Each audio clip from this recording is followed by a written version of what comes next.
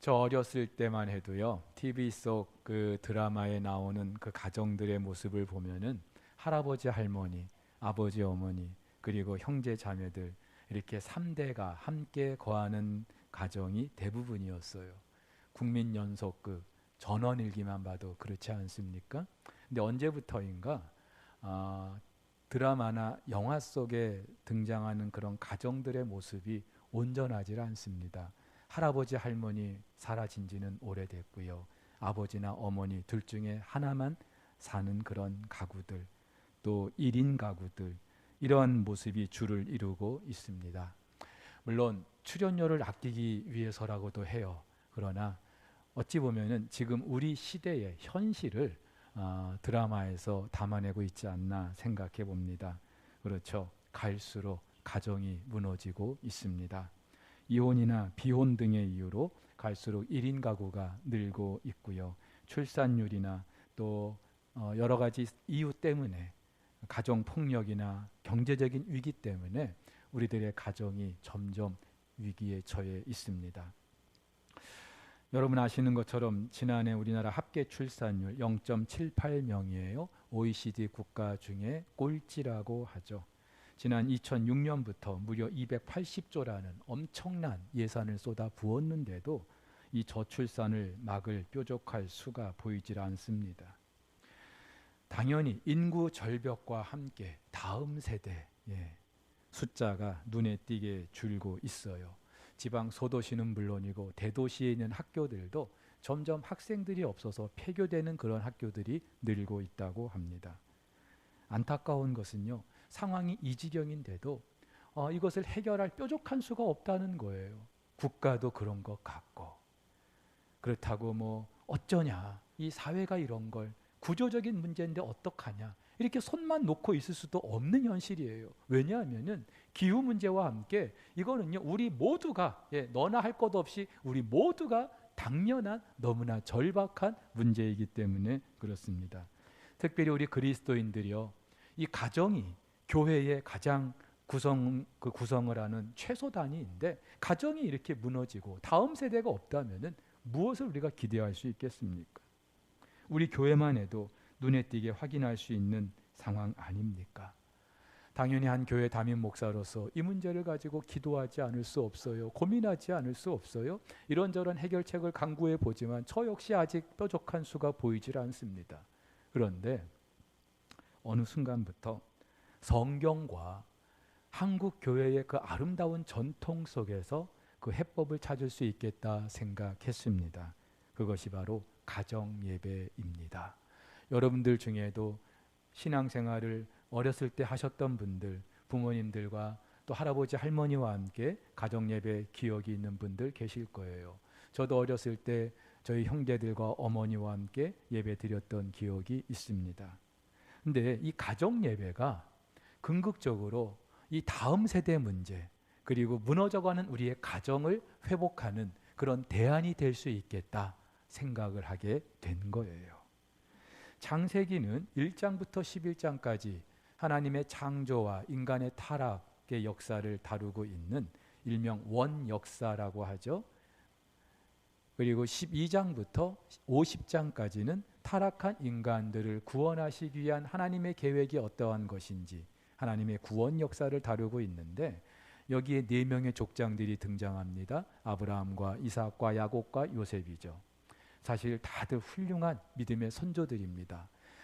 또 하지만 한편으로 생각해 보면은 이들 역시 우리와 똑같이 성정이 같은 사람들이에요. 사람 냄새 물씬 풍기는 그런 사람들입니다. 그럼에도 불구하고 이들이 정말로 신앙의 선조들로 그렇게 추앙받고 있는 여러 가지 이유들이 있겠습니다마는, 그네들의 신앙이 어떠했는지를 말해주는 대표적인 것, 이 사람들은요, 그들이 가는 곳마다 제단을 쌓았다는 거예요. 예배를 드렸다는 겁니다.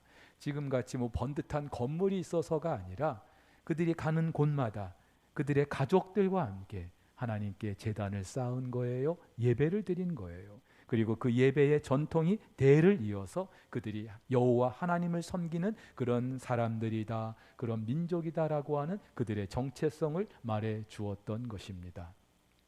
자, 그런데요, 이들이 하나님께 드렸던 그 예배는 그네들의 정체뿐만이 아니라 그네들의 삶에 더 실제적인 그런 결과들을 만들어냈습니다. 오늘 그것을 여러분들과 나눠보려고 하는데, 첫 번째가요, 바로 그들의 그 예배를 통하여서 신앙의 전수가 이루어졌다는 사실입니다. 어떤 국가나 공동체나 그 선대의 그 가치관, 전통들 다음 세대에 물려주는 것이 큰 과제죠. 그래서 이런저런 교육기관을 세워서 그 일을 감당하게 합니다. 근데 이스라엘 역사에서 그렇게 선대의 그런 신앙을 후대에게 물려주기 위한 하나의 조직적인 교육기관, 적어도 바벨론 그 포로 이후에 만들어진 회당이 그 역할을 감당했어요. 회당에서 하나님을 예배하고 또 다음 세대들 교육을 감당했습니다. 그렇다면 그 회당이 만들어지기 이전에는 과연 그 다음 세대를 향한 교육이 어떻게 진행이 됐을까요? 가정에서 그 일이 이루어졌습니다. 무엇보다 이것은 하나님의 명령이었어요. 신명기 6장에 이렇게 말씀하시죠. 오늘 내가 네게 명하는 이 말씀을 너는 마음에 새기고. 그렇죠? 부모 세대들이 먼저 그 하나님 말씀을 마음에 새겨야 한다고요. 그리고 네 자녀에게 부지런히 가르치며 집에 앉았을 때든지 길을 갈 때든지 누워 있을 때든지 일어날 때든지 이 말씀을 강론하라고요. 그렇죠?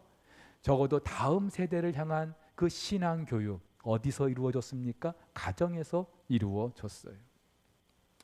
오늘 본문은 요셉의 임종시에 있었던 일을 다루고 있습니다. 성경을 보면은요, 이 족장들 아브라함, 이삭, 야곱, 요셉 이들이 죽고 나서 어디에 묻히는가 굉장히 중요하게 생각했습니다. 우리 선조들도 나 죽고 나거든 어디에 묻어달라 그런 유언을 남기기도 하죠. 대개 고향 땅에 묻어달라고 합니다. 근데 그런 것과 차원이 달라요. 이 창세기의 족장들이 죽고 나서 어디에 묻게 해달라, 가나안 땅에 자기들을 묻어달라 그렇게 유언을 남깁니다. 왜냐하면은 그 가나안 땅은요 그네들의 고향이었기 때문이 아니죠. 아브라함의 고향은 갈대아 우르였어요. 그런데도 왜 그들은 가나안 땅에 묻히기를 바랬을까요? 하나님이 약속하신 땅이기 때문에 그렇습니다. 그래서 아브라함도 이삭도 야곱도 가나안에 묻혔어요. 야곱은요 요셉과 함께 애굽에 내려가서 살았는데도 불구하고 죽고 나서 자기를 가나안에 묻어달라고 유언을 남겼고, 그리고 요셉이 또 그 유언대로 아버지를 가나안에 묻어 주었습니다. 근데 요셉도 마찬가지예요. 여러분, 요셉 역시 다른 족장들 못지않게 성경에 기록된 그의 그 삶의 분량이 굉장히 많습니다. 제일 많은 사람이 아마 야곱일 텐데 야곱 못지않게 분량이 많은 사람이 요셉이었어요. 그런데 이런 요셉의 그 삶을 히브리서 기자는요 단 한 줄로 말하고 있습니다. 요셉이 죽을 때에 그 후손들에게 그 애굽 땅을 떠날 것을 명하였고, 그리고 자기 유고를 가지고 가 달라고 유언 남긴 것, 그것만 히브리서 기자가 기록하고 있습니다. 물론 히브리서 기자는요 그 구약의 믿음의 선조들을 하나씩 열거하면서 단 한 줄로 그네들의 삶을 어떻게 요약할 수 있을까, 특별히 믿음과 관련해서 그네들의 삶을 어떻게 요약할 수 있을까, 그렇게 한 줄씩 한 줄씩 열거합니다. 그러면서 요셉에게 이르러서는 요셉이 죽을 때에 그 후손들에게 너희들이 이 땅을 떠나게 될 것이다, 그리고 그때 내 유고를 가지고 가 죽어라, 그 유언을 남긴 것을 남기고 있다 이 말이에요. 여러분, 요셉의 삶에 우리가 본받을 만한 것들 얼마나 많습니까? 근데 왜 하필이면 히브리서 기자는 그것을 중요하게 다루고 있는 걸까요? 오늘 창세기 50장에서 바로 그 부분을 다루고 있는데요. 여러분, 가나안 땅이 하나님이 약속하신 땅이었기 때문에, 그리고 히브리서 기자는 그 아브라함부터 시작한 하나님의 그 약속을 그 선조들이, 그 믿음의 선조들이 어떻게 그 약속을 품고 살았는지, 그것이 그네들의 믿음이었다는 사실을 강조하기 위해서 이 사실을 기록하고 있는 거예요. 근데 사실 이 가나안 땅을 처음 약속하신 사람은 아브라함이죠. 하나님께서 창세기 15장에 아브라함을 불러서 하늘의 별을 봐라, 네 후손이 이렇게 많아질 거야. 아들도 없는데 그런 약속을 주셔요. 그리고 가나안 땅에 와서 자기 이름으로 된 땅 한 평도 없는데 네 후손이 이 땅을 차지하게 될 거야. 그렇게 약속을 주셔요.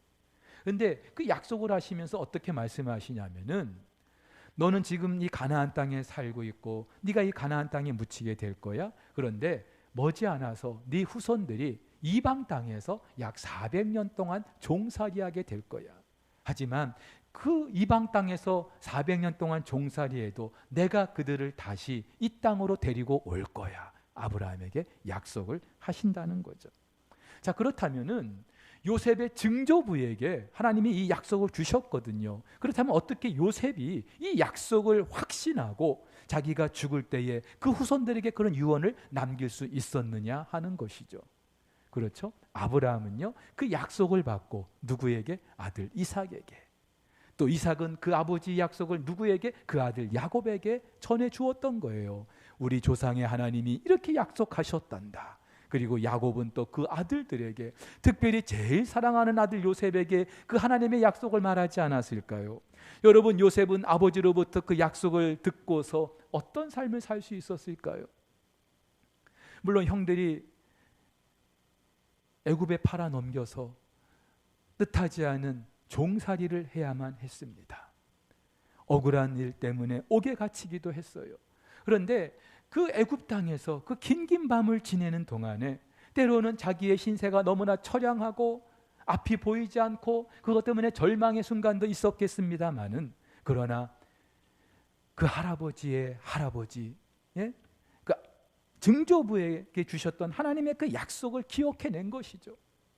하나님께서 400년 동안 종살이 하다가 다시 그 백성들을 이끌어내실 것이라고 하는 그 하나님의 약속, 이 요셉이 그것을 기억했던 것이고, 그 하나님의 약속의 말씀이 애굽에 있던 노예의, 그 애굽에서 노예 생활이 하고 있던 그 요셉의 가슴에 조금씩 자라고 있었던 거예요. 그리고 그 말씀 때문에, 그 약속 때문에 그 애굽에서의 그 힘든 시간들도, 특별히 보디발의 아내가 유혹하는 그런 상황들도 이겨낼 수 있었던 것이죠. 그리고 드디어 애굽의 총리가 되었을 때 하나님의 그 약속의 말씀이 더 현실적으로 이루어지기 시작한다는 사실을 경험했을 거예요.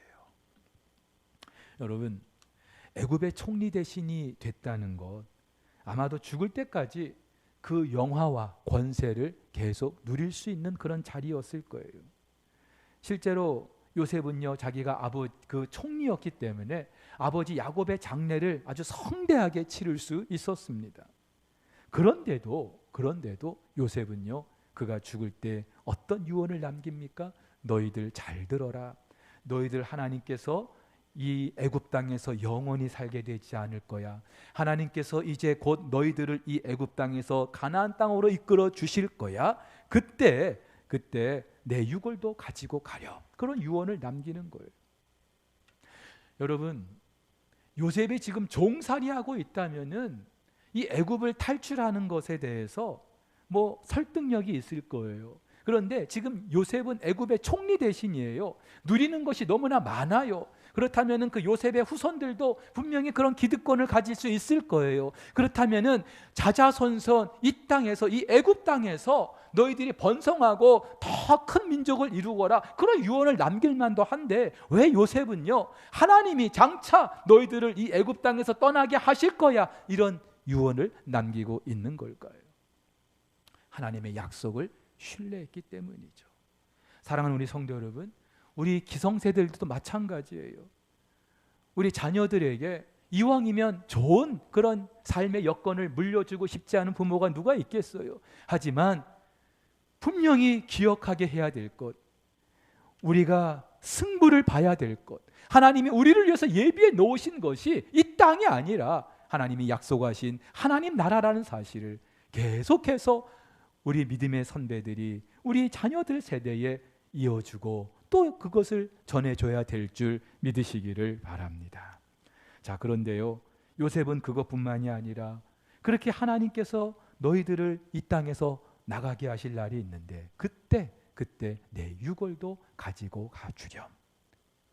여러분, 요셉은요, 그 아버지가 죽고 나서 그 아버지의 장례를 치렀는데 아버지를 어디다 묻었어요? 가나안 땅에. 그래서 애굽에서 가나안까지 그 머나먼 길 장례 행렬을 정말로 그 긴 시간 동안 장례를 치렀어요. 그렇다면 자기도 내가 죽거든 우리 아버지처럼 나를 애굽 땅에 좀 묻어줘 그렇게 말할 수도 있지 않겠습니까? 그런데 요셉은요, 내가 죽어도 나를 여기에 묻지 말고 하나님께서 장차 너희들을 이 애굽 땅에서 나가게 하실 날이 있는데 그때 내 유고를 가지고 나가서 가나안 땅에 그때 묻어다오, 이런 유언을 남기고 있는 거예요. 여러분, 아무나 이런 유언을 할 수가 없겠죠? 하나님께서 그 민족을 향하여 가지고 계신 그 계획, 출애굽하실 그런 계획을 분명히 요셉이 믿고 있었기 때문에, 확신하고 있었기 때문에 그런 유언을 남겨줄 수 있지 않았을까요? 실제로 요셉이 죽고 나서 한 300여 년이 지나고 하나님은 이 백성들을 애굽에서 이끌어내십니다. 그리고 이때 성경은 이렇게 말해요. 출애굽기 13장에 이스라엘 자손이 애굽 땅에서 대요를 지어 나올 때 모세가 요셉의 유고를 가졌으니 이는 요셉이 이스라엘 자손으로 단단히 맹세하게 하여 이르기를 하나님이 반드시 너희를 찾아오시리니 너희는 내 유고를 여기서 가지고 나가라 하였음이더라. 그렇죠? 성경은요, 하나님이 출애굽하실 때에 몇백 년 전에 유언을 남겼던 그 요셉의 유언대로 이 백성들이 요셉의 유고를 가지고 나간 사실을 기록하고 있습니다. 저는 이 대목에서 너무나 귀한 도전을 받습니다. 사실 이런 유언을 남긴 요셉도 참 대단한 사람이에요. 그런데 더 대단한 것은 그 후손들이죠. 그 요셉의 유언을 잘 이어받아서 그 유언을 계속해서 후손들에게 이어준 이 이스라엘 백성들도 참 대단하지 않습니까? 몇백 년, 몇 년이 아니에요. 몇백 년이 지나는 동안에 그 요셉의 유언을 이어받아서 계속해서 그 후손들에게 이어준 거예요. 예레미야 35장에 보면은 하루는 하나님께서 예레미야에게 예레미야야, 저희 레갑 족속이라는 사람들이 있거든. 그들을 데려다가 그들에게 포도주를 좀 대접하려. 그래서 예레미야가 하나님 말씀대로 레갑 족속을 데려다가 포도주를 베풀고 그들에게 대접을 합니다. 그런데 이 사람들이 우리는 포도주 안 마시겠다는 거예요. 그래서 왜 안 마십니까? 그랬더니 우리 선조 요나답이 우리에게 유언을 남겼습니다. 너희 후손들은 절대로 포도주 마시지 말아라. 포도원이나 집도 짓지 말아라. 그리고 평생 초막에 거하면서 살아라. 그런 유언을 남겼다는 거예요. 그러면서 우리 선조 요나답이 그런 유언을 남겼기 때문에 우리는 포도주를 마시지 않겠습니다. 그러는 거예요. 여러분, 요나답이 죽고 나서 바로 그 다음 때가 아니라요, 무려 예레미야 때는 8대가 지난, 몇백 년이 지난 때예요. 요나답 그런 유언 남길 수 있겠죠? 여러분, 요나답이 살았던 그 시대는요, 북이스라엘의 예후 시대였어요. 시대가 너무나 수선하고 어지러웠던, 하나님을 향한 그 신앙이 제대로 지켜지지 않았던 때, 부귀 영화가 무슨 소용이 있느냐? 하나님을 향한 그 믿음을 제대로 지켜나가는 것이 중요하지 않겠냐? 그러면서 요나답은 그 후손에게 그런 유언을 남겼을 거예요. 그런데 중요한 것은요, 8대가 지나는 동안에 그 유언이 그대로 지켜지고 있었다는 거예요. 이스라엘 백성들이 그랬던 거죠. 한마디로 그 이스라엘 백성들 그 가정에서, 그때 무슨 학교가 있었겠어요? 무슨 교육기관이 있었겠어요? 각 가정에서 그런 유언이 그 후손들에게 계속해서 이어지게 했던 것이죠. 아마도요, 그 애굽에서 노예살이하던 그 이스라엘 집의 그 아들들이 아버지에게 물었을 거예요. 만약에 요셉의 무덤이 이렇게 있었다면 아버지, 저 무덤은 누구의 것일까요? 그러면 아버지들이 대답하지 않았을까요? 아들아, 저 무덤은 우리 선조 그 요셉의 무덤이란다.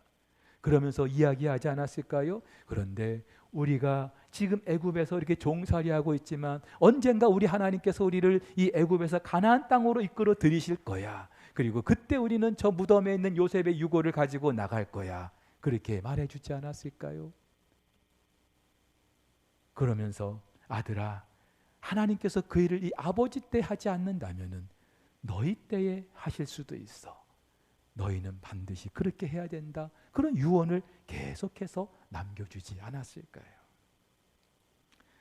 여러분, 그렇다면은 우리 기성세대들이 해야 될 일이 너무나 분명해집니다. 어느 부모치고 자녀들이 번듯하게 살아가기를 바라지 않는 부모가 있겠어요? 자녀들의 앞길을 염려하지 않는 부모들이 누가 있겠어요? 요즘같이 취업도 힘들고 결혼도 힘든 이런 세상 속에서 어떻게 하면 자녀들을 위해서 내가 정말로 안정된 그런 삶을 좀 마련해 줄 수 있을까? 우리 부모들의 그런 하나 같은 소원 아닐까요? 평생 어쩌면 자식들을 위해서 그렇게 살고 있지 않습니까? 그런데 정말로 우리 믿음의 부모들이라면은요, 우리 자녀들에게 해줘야 될 것 여러 가지가 있을 수 있겠지만 제일 중요한 거 꼭 해줘야 되는 것, 여러분들의 그 믿음을 우리 다음 세대에 물려주는 일인 줄 믿으시기를 바랍니다. 이거 안 되면은요, 아무리 돈을 물려주고 아무리 무슨 우리가 유산을 남겨준다 할지라도 소용없어요. 우리 자녀들 세대에 기대할 것이 없을 거예요. 우리 자녀들도 마찬가지입니다. 아버지로부터 유산 받을 생각하면 안 돼요. 우리 아버지가 얼마나 유산을 남겨줄까, 거기에 관심을 가지고. 사랑하는 우리 성도 여러분, 부모들이 물려줄 유산이 있다 하여도 그 유산보다도 우리 부모님 세대에 정말로 우리들에게 남겨주었던, 보여주었던 그 믿음을 내가 이어받아야 되겠다. 그래서 내 아들, 딸에게 또 물려줘야 되겠다. 이것이 우리 다음 세대, 우리 자녀들의 결단이 돼야 할 줄 믿으시기를 바랍니다. 이거 안 되면은요, 인구 절벽이 문제가 아니라 우리들의 가정에서 이런 신앙의 전수가 이루어지지 않는다면은요, 정말로 우리 소망 없을 거예요. 여러분들 중에는 목사님 제가 믿음의 일대인데요, 우리 선조들이 없는데요. 괜찮아요. 여러분들이 일대가 돼주시면 돼요. 그래서 여러분의 후손들에게 여러분이 그 믿음을 물려주시면 되는 거예요. 분명히 말씀드리는데 이 일은요, 그렇게 할 만한 가치가 있어요. 우리 선조들의 믿음을 우리 후손에게 이어줘야 될 이 일은요, 단지 신앙이 계승되고 전수되는 것 말고도 더 중요한 그런 가치가 있는데, 바로 그 믿음이, 우리 다음 세대에 물려주는 그 믿음이 우리들의 가정을 지켜주기 때문인 줄 믿으시기를 바랍니다. 야곱의 가정이 그랬어요. 여러분, 요셉이 형들에 의해서 은 20에 팔릴 때 무슨 생각을 했을까요? 이 형들 내가 가만히 두나 봐라, 복수의 칼을 갈지 않았을까요? 그러면서 그 형들이 곡식을 사러 그 애굽 땅에 왔을 때 잘됐다, 형들 맛 좀 봐라 하면서 복수의 칼날을 인정사정 없이 휘둘러 버렸다면 야곱의 가정이 어떻게 됐을까요? 풍비박산이 났을 거예요. 하나님께서 그 가정을 통하여 구원을 이루고자 하시는 그런 하나님의 계획도 물거품이 됐을 거예요. 근데 요셉은 그렇게 반응하지 않아요.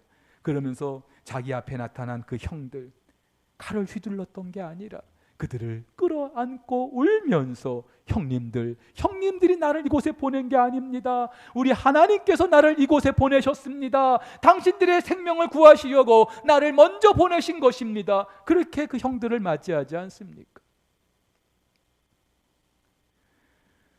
여러분, 아버지를 떠나 있었던 그 야곱인데 어떻게 애굽 땅에서 이런 믿음을 간직할 수 있었을까요? 그렇죠. 그 전에 그 아버지 때로부터 계속 이어받았던 그 말씀, 그 약속의 말씀 가슴에 품고 살았던 거예요.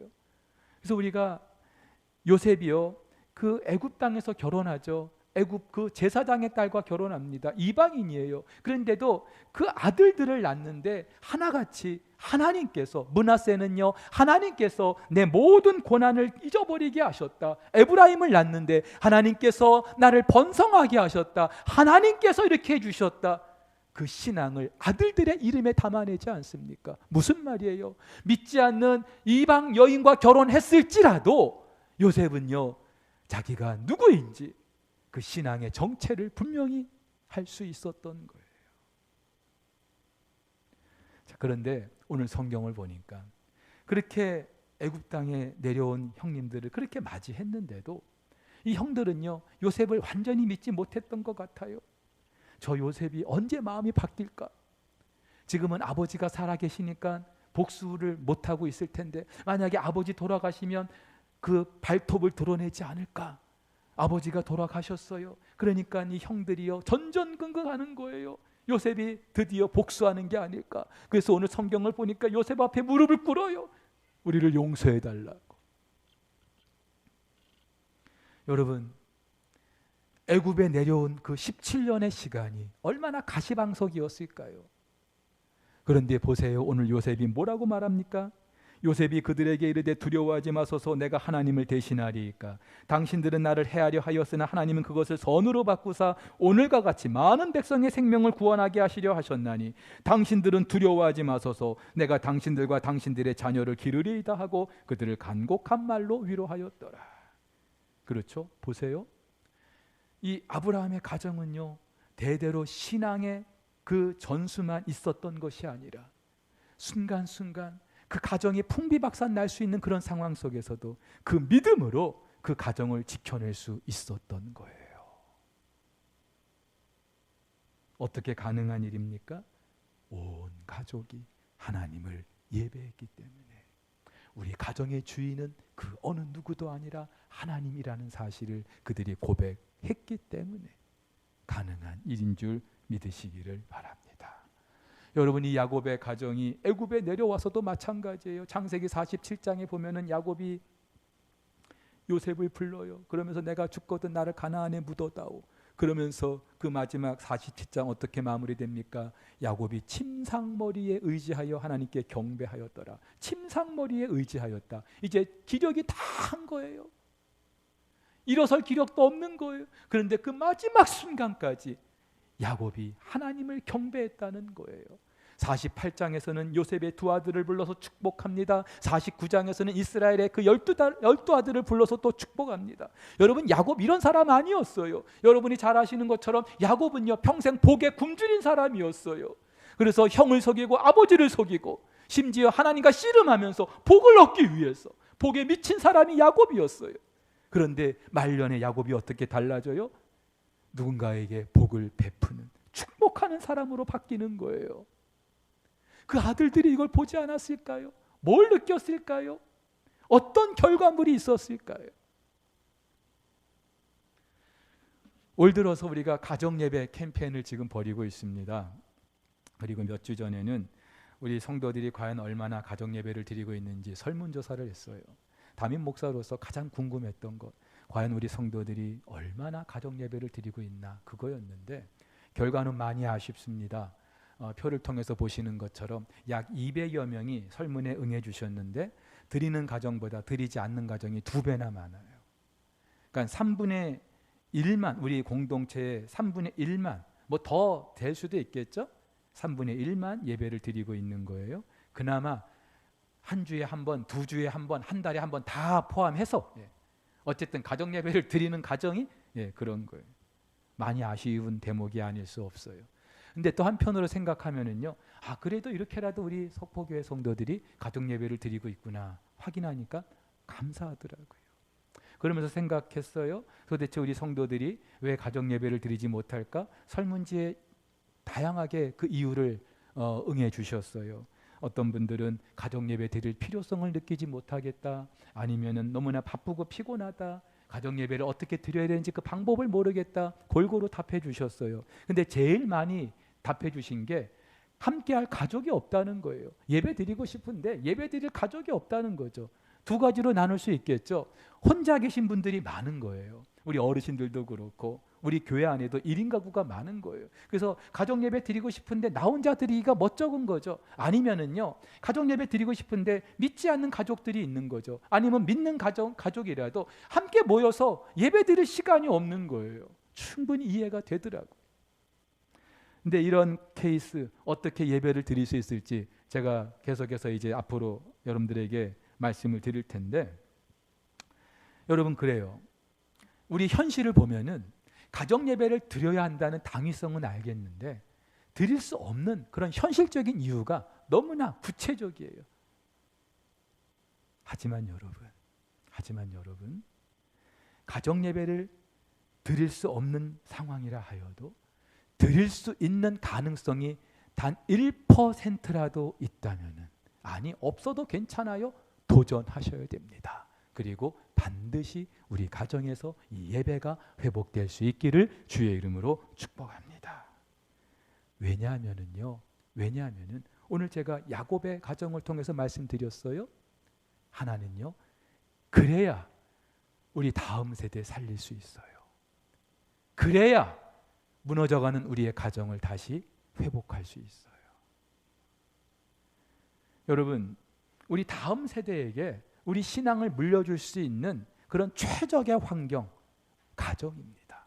물론 교회도 하나님께서 우리에게 은혜를 주셔서 우리 다음 세대들을 지금 믿음으로 말씀으로 키워내고 있어요. 감사한 것은 이 주변에 그래도 우리 석포교회 교회 학교가 참 잘 돼 있다, 좋은 소문이 나 있는 게 참 너무 감사해요. 근데 여러분, 교회가 할 수 있는 거는 한계가 분명해요. 오늘도 우리 아이들이 예배 드리고 갔습니다마는 고작 해야 1시간, 2시간도 안 돼요. 그러니까 일주일에 1시간 남짓 와서 예배 드리고 간 것이 전부예요. 그렇다면 우리 자녀들을 어떻게 교회에만 맡겨놓고 당신들이 좀 우리 아이 신앙교육을 책임져 주십시오, 어떻게 그렇게 말할 수 있냐 이 말이죠. 나머지 시간은 우리 아이들 학원에서 학교에서 보내는 시간이에요. 이 아이들에게 어떻게 우리가 신앙을 가르칠 수 있겠냐고요. 가정에서 해야 돼요. 가정에서. 통계에 따르면은요, 이 코로나 때문에 우리 성도들 신앙이 많이 이렇게 다운됐어요. 근데 우리 부모 세대의 그 신앙 못지않게 자녀들의 신앙도 많이 다운됐어요. 이유가 있대요. 부모들의 신앙이 그대로 자녀들에게 영향을 미치기 때문에. 코로나가 풀렸는데도 현장 예배 나올 생각을 못하는 그런 부모들, 집에서 영상 예배를 드리는데도 온전히 드리는 게 아니라 설교만 듣고 끝내버리는 그런 부모들, 그나마도 하지 않는 그런 부모들을 보면서 그 자녀들이 뭘 보고 배울 수 있을까요? 그 자녀들의 신앙이 제대로 설 수 있을 거라고 우리가 기대할 수 있겠습니까? 여러분, 아이들이, 자녀들이 안 보는 것 같아도요, 다 보고 있어. 너무나 무서운 현실이. 어떻게 해야 될까요? 가정에서부터 다시 시작하는 거예요. 가정 예배를 시작하는 거예요. 어렵게 생각할 필요 없어요. 그냥 가족끼리 모여서 함께 찬양하는 거예요. 함께 말씀을 읽고 나누는 거예요. 그리고 함께 기도하는 거예요. 형식이요, 여러분들 임의로 하셔도 괜찮아요. 여러분들 가족의 그 구성원들, 특히 아이들의 눈높이에 맞춰서 그렇게 해도 괜찮아요. 시간이요, 가족들이 함께 모일 수 있는 시간을 만들면 되는 거예요. 믿지 않는 식구들도 있을 거예요. 이런 구체적인 부분에 대해서 제가 앞으로 말씀을 드릴 텐데, 일단은 가족이 함께 모이는 거예요. 그리고 그때 시간이 얼마가 되든 10분을 하든 5분을 하든 그 시간에 모여서 함께 찬양하고 말씀을 나누고 기도하는 그 자리가요, 우리는 그냥 형식만 그렇게 갖췄을 뿐이라고 하지만 이것이 시간이 지나면은 그 자체가 우리 다음 세대들에게 부모 세대의 믿음을 이어주는, 물려주는 그런 산, 정말로 경험의 자리가 될 줄로 믿습니다. 말씀드린 것처럼 저희 가정도 아이들이 다 멀리 떨어져 있어서 처음에는 우리 부부만 같이 예배를 드리려고 하다가, 요즘엔 줌이 유행이잖아요. 그래서 줌으로, 영상으로 우리 아이들도 함께 예배에 참여하게 했어요. 물론 네 식구인데도 시간 맞추는 게 참 쉽지 않아요. 그래서 어떤 때는 우리 부부만 예배 드릴 때도 있어요. 그런데 그래도 감사한 것은 아이들이 정말로 바빠도 함께 참여하려고 한다는 거죠. 그러면서 비록 현장감은 떨어지지만 함께 그 시간에 찬양을 합니다. 그리고 한 주간에 감사했던 것들을 나눕니다. 그리고 한 주간 자기들이 살면서 말씀으로 받은 은혜들을 나눕니다. 그리고 다음 한 주간 자기들을 위해서 뭘 기도해 줬으면 좋을지 기도 제목을 나눕니다. 1시간이요 훌쩍 지나가요. 감사한 거는 우리 부부도 그런데 아이들이 말씀 속에서 자기들의 삶을 돌아보고 그 말씀으로 자기들의 삶을 세워간다는 사실이에요. 지난주에 예배를 드리는데 아들 녀석이 그러는 거예요. 아르바이트를 하고 있는데 음식을 만드는 그런 레스토랑에서, 저는 서빙만 하는 줄 알았더니 음식을 만든대요. 지가 참 기가 차가지고, 네가 무슨 음식을 만드냐, 근데 하여튼 만든대요. 그러니까 자기도 안 하던 걸 하니까 얼마나 스트레스가 되겠어요. 그러니까 점주가 때로는 막 이렇게 스트레스도 주고, 일도 힘든 데다가 참 손에 익숙하지도 않은 일 계속 하려다 보니까 이걸 내가 그만둬야 되나. 그래서 매주 월요일마다 가면서 고민을 한다는 거예요. 이번 주 내가 그만둘까? 그런데 그때마다 하나님께서 말씀으로 이 녀석을 격려해 주신다는 거예요. 위로해 주신다는 거예요. 그러면서 그 말씀 붙들고 다시 일어서게 된다는 걸 고백하는데요. 저희 부부가 야 임마 그래도 참아야지, 견뎌야지, 뭐 세상이 그렇게 호락호락한 줄 알아? 한마디도 안 했어요. 스스로 말씀을 통해서 그걸 깨닫더라고요. 그러면서 제가 하나 깨닫게 된 거 있어요. 이것이 우리 자녀들이 세상 속에서 골리앗을 무너뜨릴 수 있는 최대의 무기가 될 수 있겠구나. 여러분, 다윗이 골리앗을 뭘로 무너뜨렸어요? 우리는 다 돌멩이라고 알고 있죠. 맞아요. 돌멩이 맞아요. 근데 다윗이 골리앗을 무너뜨렸던 진짜 무기는요, 하나님의 말씀이었어요. 그리고 그 말씀이 다윗의 내면에서 만들어낸 믿음이었습니다. 그 말씀과 믿음이 골리앗을 무너뜨린 거예요. 사울이 내주었던 그 갑옷도 칼도 그에게 어울리지 않았어요. 사랑하는 우리 부모님들, 자녀들이 세상 속에서 골리앗을 무너뜨리게 하려고 뭐 이거 챙겨주고 저거 챙겨주고 중요합니다만은, 여러분 정말 중요한 게 있어요. 말씀 붙들게 해야 되고요. 그 말씀이 그네들의 삶에서 믿음으로 승화될 수 있게 해줘야 돼요. 그것이 골리앗을 무너뜨릴 수 있는 거예요.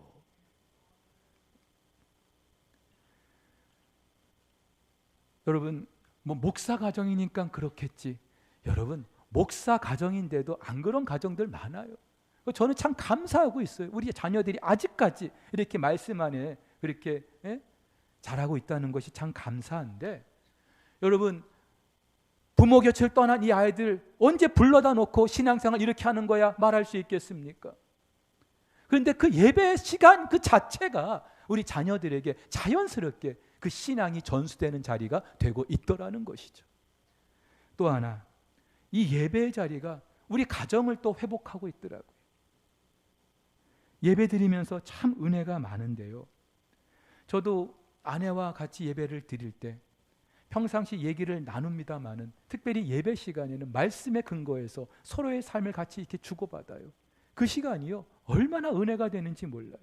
그리고 아이들도 한 주간 자기들이 살면서 이런 일로 감사했어요. 또 이런 말씀을 묵상하면서 내가 도전을 받았어요. 그리고 다음 한 주간 나가 이런 일이 있는데 기도해 주세요. 그러니까 아이들이 자기들의 삶을 오픈하는 거예요. 여러분, 자녀들의 삶에 대해서 얼마나 알고 계십니까? 만약에 저희도 이 가정 예배가 아니면은요, 아이들과 한 주에 전화 한 통하기도 힘들 거예요. 애들이 어떻게 살고 있는지 알 수가 없을 거예요. 그런데 이 가정 예배를 드리다 보니까 서로의 삶을 알게 되고 나누게 되고, 그러면서 기도 제목을 나눌 때 이제 아이들도 엄마 아빠의 기도 제목을 알고 저희들도 아이들의 기도 제목을 알고, 이것이 가정의 어떤 위기라고 생각되는 순간도 있지만 괜찮은 거예요. 기도하면서 그 모든 위기들을 극복해 나가는 것을 우리가 경험하게 된다 이 말이죠. 아이들이 어렸을 때요, 가정 예배를 드리는데 그때 제가 경험한 것이 하나 있습니다. 우리 아직 어린 자녀들을 둔 부모님들 잘 들어보세요. 살다 보면 부부끼리 싸움할 때도 있잖아요. 그런데요, 목사 가정이라고 뭐 부부싸움 하지 않는 법이 어디 있습니까? 그런데 그렇게 가정 예배를 드리다 보니까 부부싸움을 안 하는 거예요. 신기하게. 그래서 왜 그럴까? 이유를 생각해 봤어요. 그랬더니 성령께서 우리 가정의 마음을 만져주신 거죠. 그러면서 또 현실적인 이유가 있더라고요. 여러분, 가정 예배를 드려야 되는데 방금까지 아이를 막 그렇게 야단치고 나무라고 부부끼리 얼굴 붉히고 싸운 상황에서 시간 됐다고 우리 가정 예배 드립시다 이럴 수 있겠습니까, 여러분? 가정 예배를 드리기 위해서는 그 전에 가족 구성원들이 스스로 알아요. 우리가 어떻게 처신해야 되는지, 말 한마디를 해도 어떻게 해야 되는지 알더라고요. 여러분, 이것이 바로 우리의 가정을 회복하는 정말로 큰 힘이 된다는 사실을 알게 됐어요. 사랑하는 우리 성도 여러분, 우리 가정 누가 지켜줍니까? 우리 다음 세대 누가 지켜줍니까? 가정에서 지켜야 돼요. 우리 가정에서 우리 다음 세대에게 신앙을 물려주고 그 믿음이 우리의 가정을 아름답게 회복해가는 그런 모습들을 여러분들의 가정에서 경험할 수 있기를 예수님의 이름으로 축복합니다. 축복합니다.